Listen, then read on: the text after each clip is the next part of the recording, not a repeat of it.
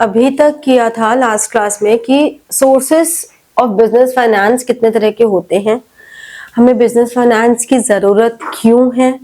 अब हम one by one sources को डिटेल में डिस्कस करेंगे। जैसे कि इक्विटी शेयर्स है। इक्विटी शेयर्स क्या है? जो total capital raised by firm है उसके स्मॉल पार्ट्स हैं। ठीक है, इक्विटी मतलब ओनरशिप, तो मतलब जो ओनरशिप है उस ओनरशिप को स्मॉल पार्ट्स में डिवाइड कर दिया तो वो स्मॉल पार्ट्स हमारे इक्विटी शेयर्स हो गए। ठीक है, तो इक्विटी शेयर्स बेसिकली क्या हुआ? ओनर्स कैपिटल हो गए।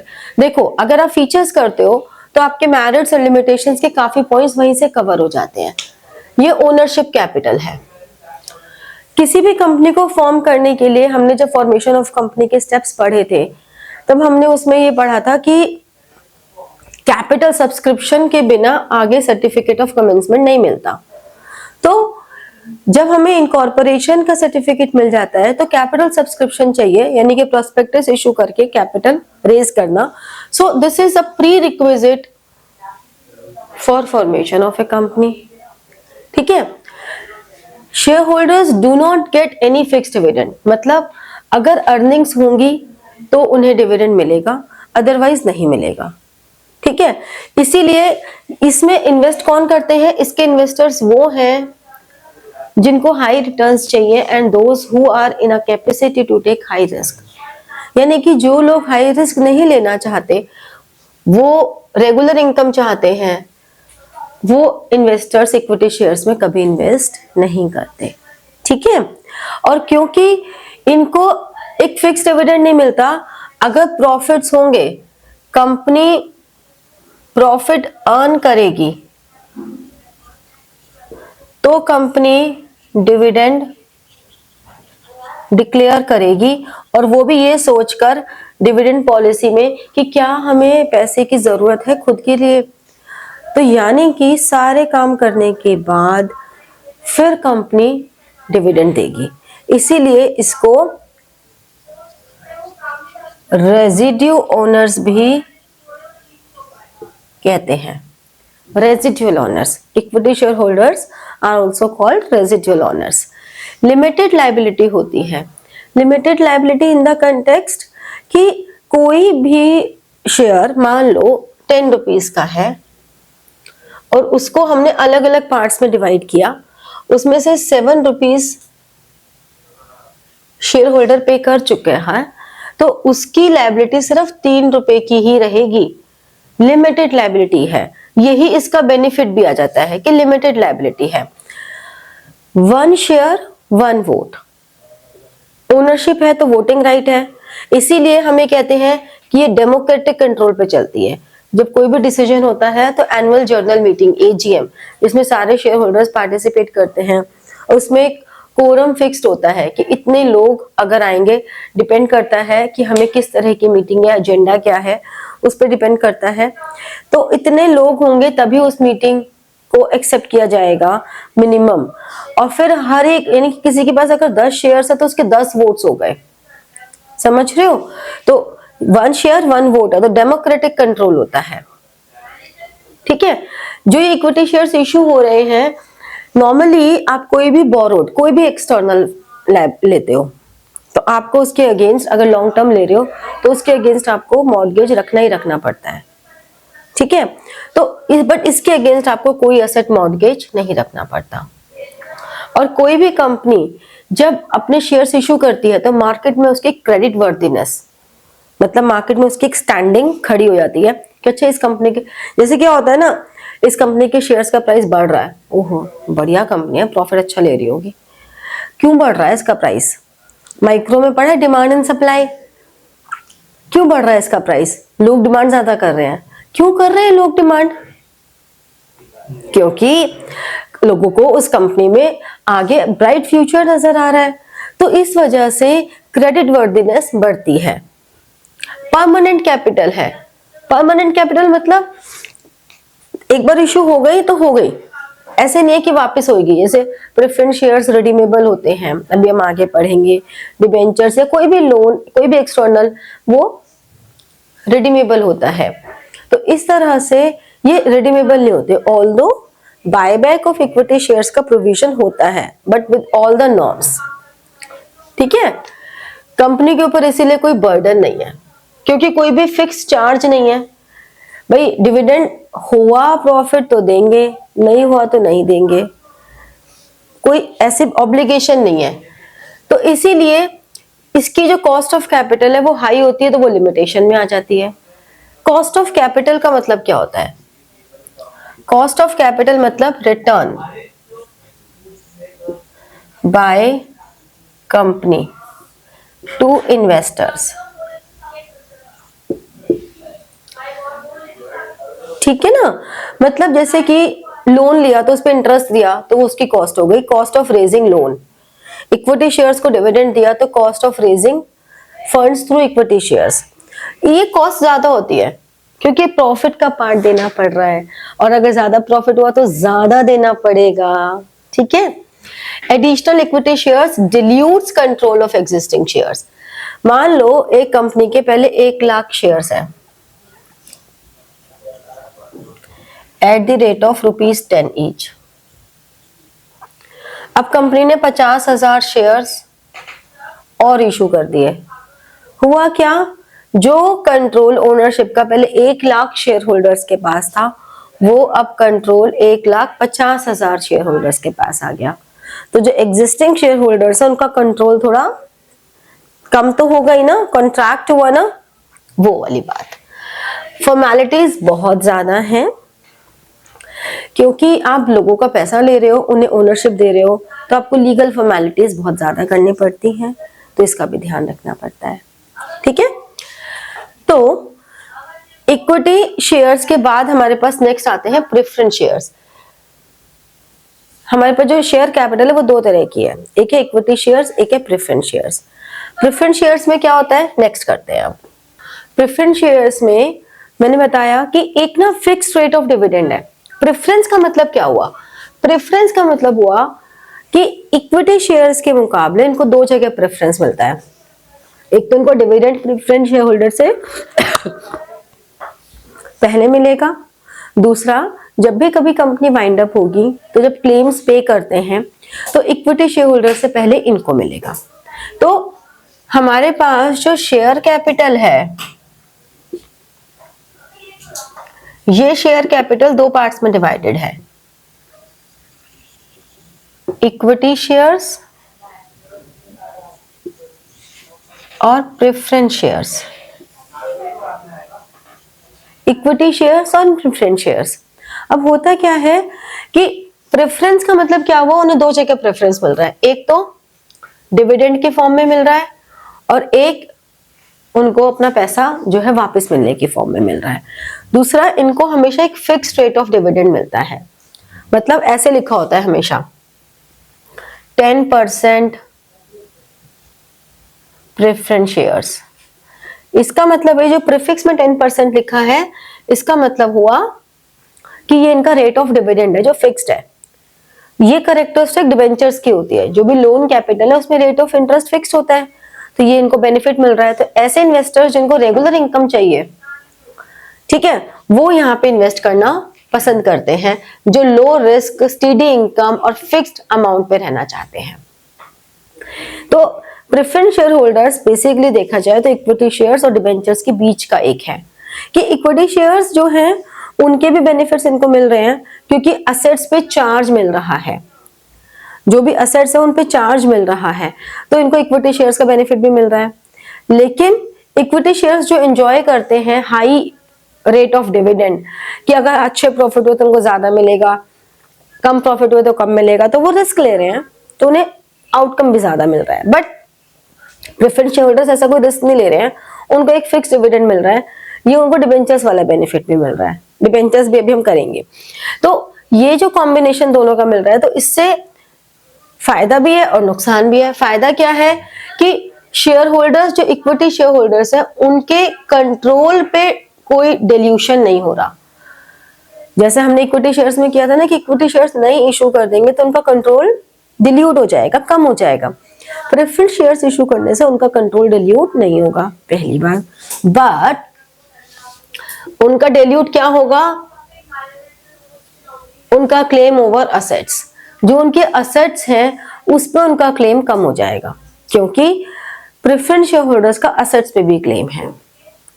समझे? तो इस तरह से इनके पास लेकिन कोई वोटिंग राइट्स नहीं है, ये इसका डीमेरिट हो गया एक।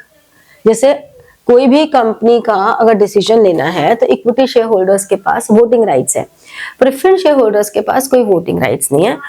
उनके वोटिंग राइट्स सिर्फ उन्हीं मामलों में आएंगे जहां पर प्रेफरेंस शेयर होल्डर से रिलेटेड कुछ हो। तो प्रेफरेंस शेयर होल्डर से रिलेटेड अगर कोई डिस्कशन है, कोई मीटिंग है, तो उन्हें वोटिंग राइट्स है, बट जनरल वोटिंग राइट्स नहीं है। कंपनी को कोई टैक्स डिडक्शन नहीं हो रहा, मतलब टैक्स देने के बाद जो प्रॉफिट बचता है उसमें से डिविडेंड दिया जाता है और फिक्स डिविडेंड है। तो कंपनी के ऊपर एक ये भी है कि अगर प्रॉफिट हुए तो देंगे, ये बात सही है, लेकिन अगर प्रॉफिट नहीं हुए तो नहीं देंगे। बट अगर कंपनी को अच्छे प्रॉफिट्स हो रहे हैं और कंपनी को ऐसा लग रहा है कि हमें ये प्रॉफिट्स अपने काम के लिए रखना जरूरी है, तो ऐसे में क्या होगा, कंपनी को तब भी देने पड़ेंगे। कंपनी कांट से नो कि भाई हम नहीं दे रहे, हमें प्रॉफिट्स हैं तब भी, तो कंपनी को प्रेफरेंस डिविडेंड तो देना ही पड़ेगा। ठीक है, ये वाली बातें हैं। अब एक बार इसको थोड़ा सा, जो इसका तुम लोगों को अकाउंटिंग पता है, उस अकाउंटिंग व्यू को और समझ लो, तो तुम्हें ना इनकी बातें समझ में आएंगी जो हम बातें बोल रहे हैं।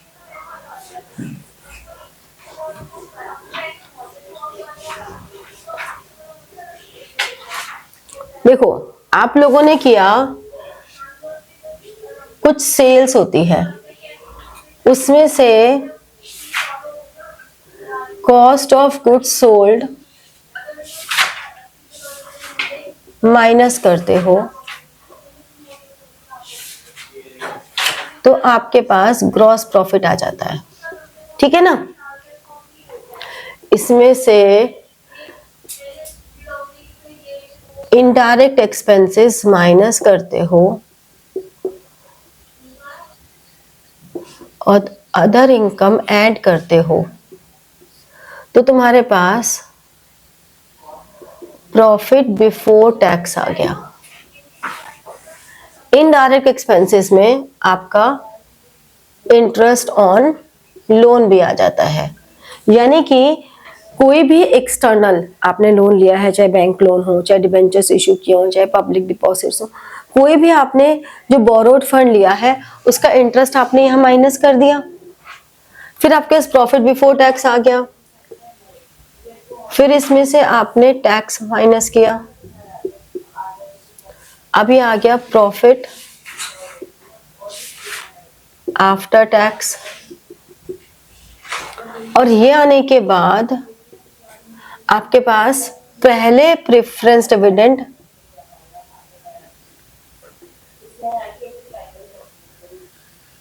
माइनस करोगे, प्रेफरेंस डिविडेंड माइनस करके ये हमारे पास आएंगी अर्निंग्स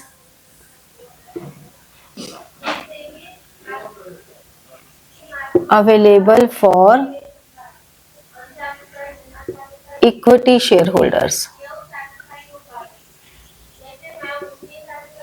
ये आ गई। इस अर्निंग में से हम रिटेन्ड अर्निंग्स रखेंगे, क्योंकि अभी हम आगे का टॉपिक यही जब करेंगे ना, तो तुम्हें समझ में नहीं आएगा कि हम ये कर क्यों रहे हैं। आखिर हमने रिटेन्ड अर्निंग्स रख ली, कि रिटेन्ड अर्निंग्स हम किसी भी पर्पस के लिए रख सकते हैं, ये भी हम पढ़ेंगे। अब जो बचा रिटेन्ड अर्निंग्स रखने के बाद, वो amount dividend distributed among equity share holders, ये आया। और अगर कोई भी तरह की प्रोविजन बनाने हैं, रिजर्व बनाने हैं, तो भी पहले रिटेन अर्निंग के साथ यहीं पे किसी भी तरह का प्रोविजन, रिजर्व और एनी अदर एप्रोप्रिएशंस, तो वो सारे एप्रोप्रिएशंस यहां रख कर दोगे, और एप्रोप्रिएशंस को करने के बाद जो बचेगा वो डिविडेंड में जाएगा। तो हमने रिटेन अर्निंग पहले रखा, एप्रोप्रिएशंस की, उसके बाद बचा हुआ जाएगा। तो अब समझ में आया जो पॉइंट्स हमने अभी इक्विटी और प्रेफरेंस में करे थे वो क्या पॉइंट्स हैं, किस तरह से डिविडेंड दे रहे हैं, प्रेफरेंस शेयर होल्डर्स को कहाँ बेनिफिट मिल रहा है, टैक्स रिडक्शन हमें कहाँ मिल रहा है, समझे? क्लियर हुई बातें?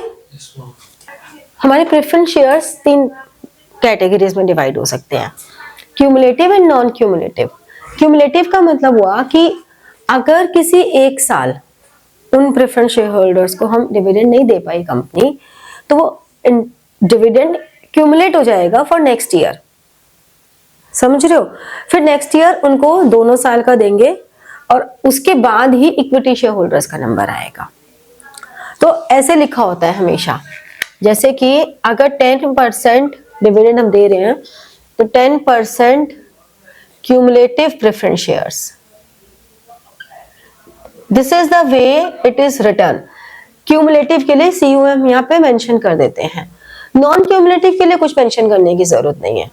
अगर कुछ भी नहीं लिखा तो वो नॉन क्यूमुलेटिव ही है, बट अगर क्यूमुलेटिव है तो हमें उसका रेट ऑफ डिविडेंड के साथ क्यूमुलेटिव मेंशन करना जरूरी है। तो मान लो पहले साल में ये हमारे पास 1 लाख डिवेंचर्स हैं eight the rate of 100 each, ठीक है? तो 10% कितना हो गया? इस पर 10% कितना हो गया? 10 लाख हो गया। अब मान लो अगर 2022-23 में ये डिविडेंड नहीं दिया गया तो अगले साल 23-24 में पहले आप पुराने वाला दोगे, फिर अगर प्रॉफिट्स है तो इस साल का 10 लाख रुपीस दोगे, अगर नहीं है तो ये अगले साल पे क्यूमुलेट हो जाएगा, ठीक है? क्योंकि आप 3 साल से ज्यादा क्यूमुलेट नहीं कर सकते हो, मैक्सिमम 3 इयर्स तक ही आप क्यूमुलेट कर सकते हो, ठीक है? तो ये क्यूमुलेटिव हो गए। और ये जो डिविडेंड होता है ये बैलेंस शीट जब बनती है ना, तो बैलेंस शीट में एज फुटनोट हम शो करते हैं एज कंटिंजेंट लायबिलिटी। एक कंटिंजेंट लायबिलिटी है, क्योंकि कंटिंजेंट लायबिलिटी क्या होती है? On occurrence of some event the liability will arise. तो अगर प्रॉफिट्स हुए तो लायबिलिटी अराइज होगी, तो कंटिंजेंट लायबिलिटी की फॉर्म में हम ये डिविडेंड दिखाते हैं, ठीक है? तो ये क्यूमुलेटिव हो गया। फिर पार्टिसिपेटिंग एंड नॉन पार्टिसिपेटिंग, जैसे कि हमने कहा कि 10% अगर रेट ऑफ डिविडेंड है तो 10% ही उनको फिक्स रेट ऑफ डिविडेंड मिलेगा, लेकिन अगर उनके आगे लिखा है 10% पार्टिसिपेटिंग प्रेफरेंस शेयर्स, ऐसा कुछ लिखा है,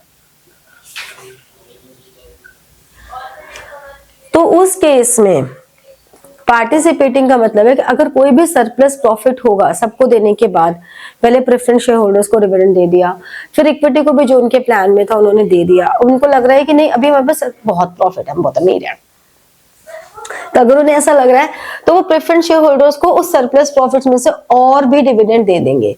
तो वो उनके एग्रीमेंट में लिखा होता है कि वो कितना देंगे, या ये मैनेजमेंट उसी से डिसाइड करते हैं कि कितना देंगे।